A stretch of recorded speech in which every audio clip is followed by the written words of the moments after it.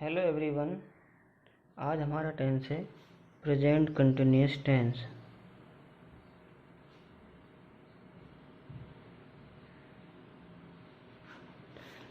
जिसके helping verb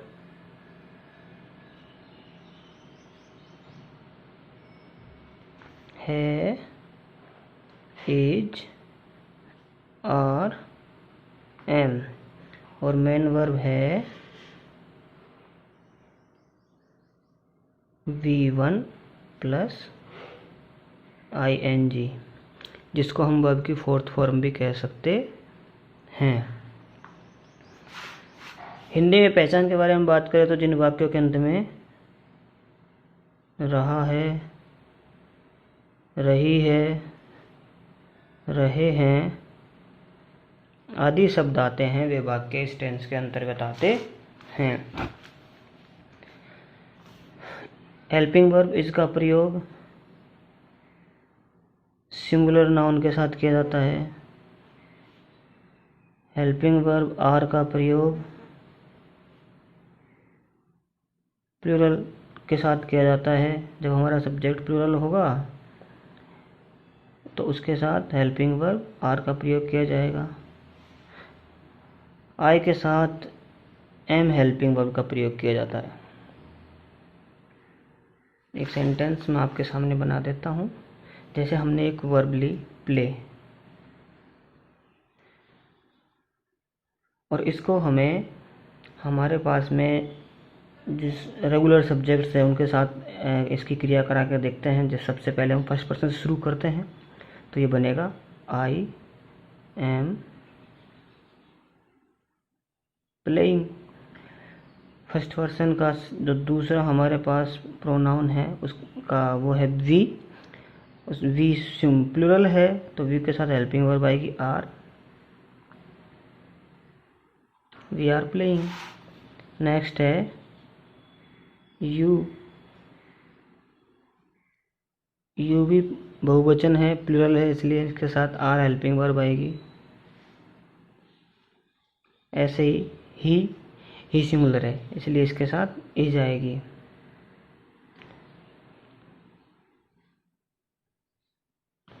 सी ऐसे कैसे फिर दे है, दे बहुवचन होता है इसलिए आर हेल्पिंग वर्ब आएगी।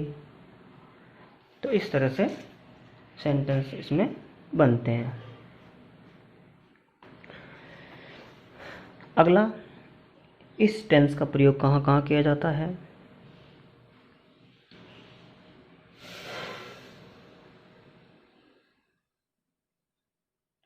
इस टेंस का प्रयोग ऐसे इस टेंस का प्रयोग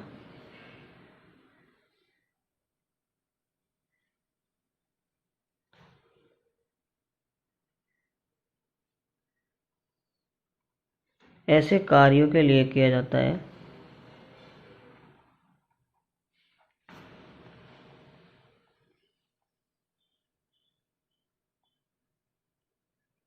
जो बोलते समय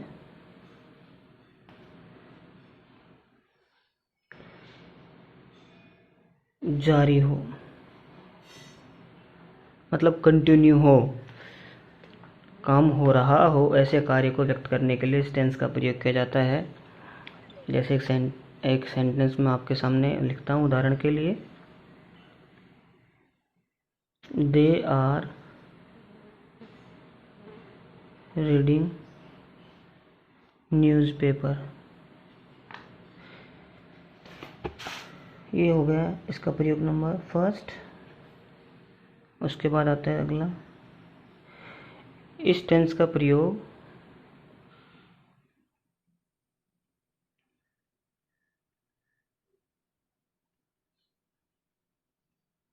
ऐसे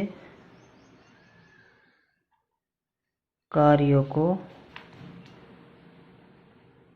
व्यक्त करने के लिए भी किया जाता है।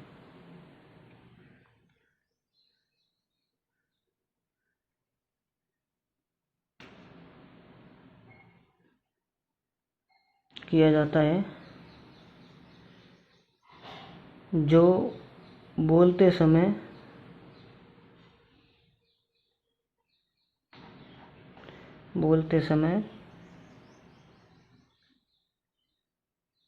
रुक रुक कर चल रहा हो।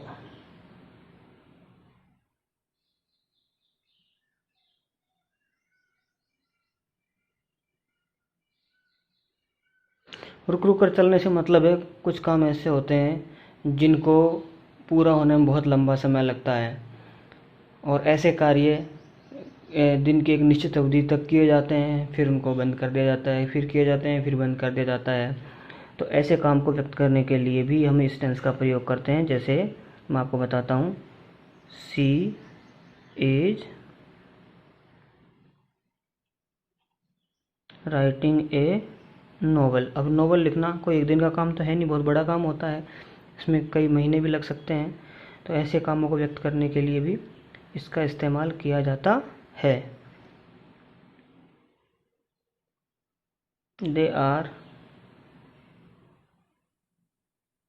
Making a bridge. ये भी लंबा काम होता है। तो ऐसे काम जिनको पूरा होने में लंबा समय लगता हो लेकिन कार्य प्रगतिशील हो, तो उन्हें व्यक्त करने के लिए इस टेंस का प्रयोग किया जाता है। अगला,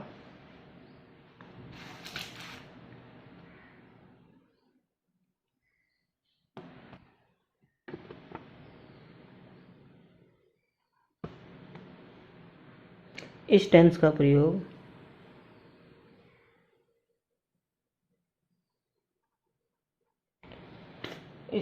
प्रयोग नियर फ्यूचर में फिक्स प्लान और योजनाओं को व्यक्त करने के लिए किया जाता है।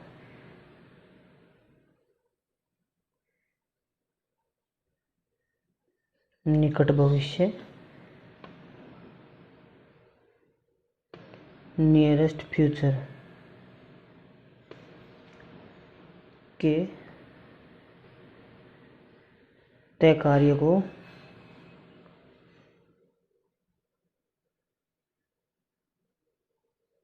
व्यक्त करने के लिए भी किया जाता है।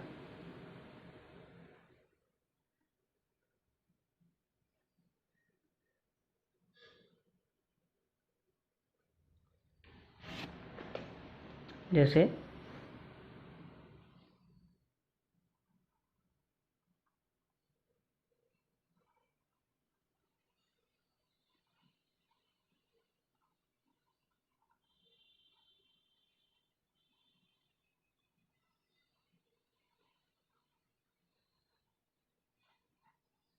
ही is going to Jaipur tonight.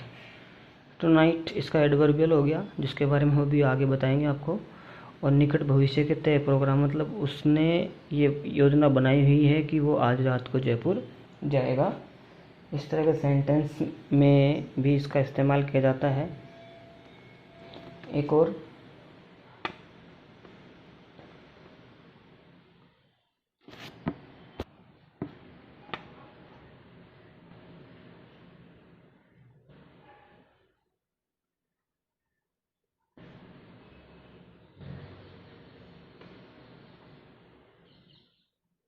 She is singing this evening. जो दिस इवनिंग है ये इसका एडवर्बियल हो गया। तो अब आगे हम बात करते हैं ऐसे एडवर्बियल्स जो प्रेजेंट कंटिन्यूअस टेंस में इस्तेमाल होते हैं।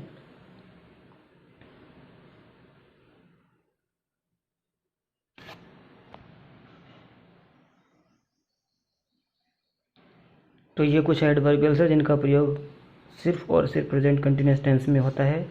आप इनका एक स्क्रीनशॉट लेकर के अपने पास रख सकते हो और इन्हें फिर लर्न कर सकते हो। जिनमें जो एडवर्बियल्स है वो ये है: tonight, tomorrow, next day, next night, next moment, next week, next month, next year, this morning, this evening, 5 o'clock, 10 AM आदि का प्रयोग प्रेजेंट कंटिन्यूअस टेंस में किया जाता है। इसके अलावा कुछ वर्ब्स और हैं जिनका प्रयोग प्रेजेंट कंटिन्यूअस टेंस में नहीं किया जा सकता। उनका प्रयोग सिर्फ और सिर्फ प्रेजेंट सिंपल टेंस में ही किया जाता है।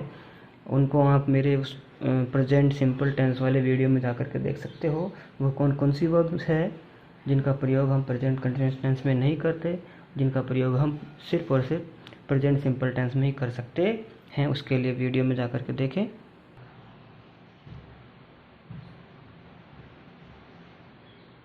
तो मैंने यहाँ पे लिख भी दिया है, और अगर आप मेरे वीडियो देखते हो तो आपको पता चल जाएगा कौन कौन सी ऐसी वर्ब्स हैं जिनका प्रयोग हम प्रेजेंट कंटिन्यूस टेंस में नहीं कर सकते हैं, उनका प्रयोग हम सिर्फ और सिर्फ प्रेजेंट सिंपल में ही कर सकते हैं।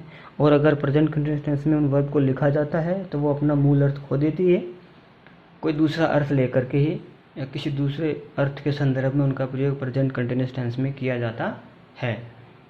अब मैं आज का आपको कुछ एक होमवर्क प्रोवाइड कराता हूँ, वो करके आप मुझे सेंड करें। ये नीचे जो सेंटेंस लिखे हुए हैं, इन सेंटेंस को आपको रीराइट करना है और रीराइट करके प्रेजेंट कंटिन्यूस टेंस में लिखना है, लिख करके मुझे भेजना है। और इस वीडियो को ज़्यादा से ज़्यादा लोगों के साथ शेयर करें, लाइक करें, कमेंट करें और सब्सक्राइब करें। Thank you.